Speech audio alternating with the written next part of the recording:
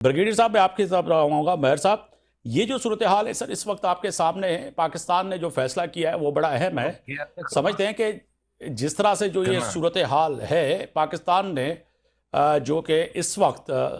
सरहदी इलाकों में जिस तरह से आज वज़ीर इत्तलात ने बताया कि 29 से ज़्यादा खारजियों को जो है जहन्नुम वासिल किया है। यकीनन पाकिस्तान ने 12 काबुल को अगवानियों को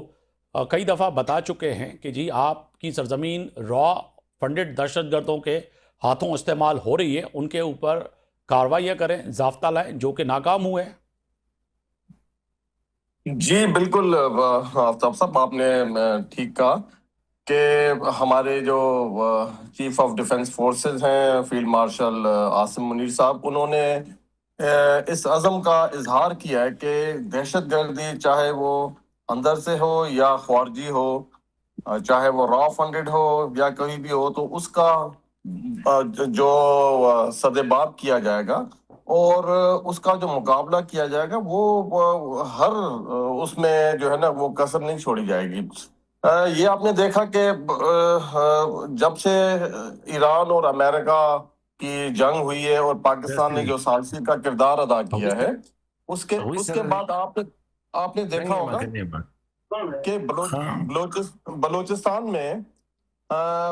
हमारी जो फितनतुल ख्वारिज थे, उनका असर काफी कम हो गया है।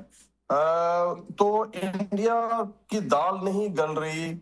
अपनी जो भी उनके रॉ फंडेड जो एक्टिविटीज थी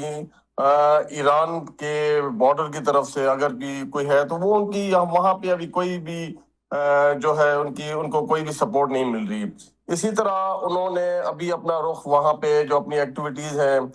रॉ ने वो अफगानिस्तान में तेज कर दी हैं। और ये आपने देखा कि जमातुल अहरार को उन्होंने टीटीपी के साथ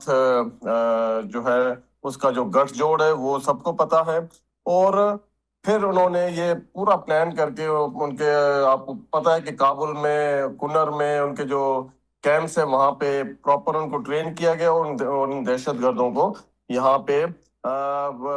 जो रेंजर्स का कैंप था वहां पे इनको लॉन्च किया गया। और मैं ये भी आपको बता दूं चलूं कि ये भी एक सॉफ्ट टारगेट था, जैसा कि आपने बताया पहले कि आपने देखा होगा कि ये जितने भी दहशतगर्द हैं, चाहे वो फितनतुल ख्वारिज हैं, फितनतुल हिंदुस्तान है, ये सारे के सारे बिल्कुल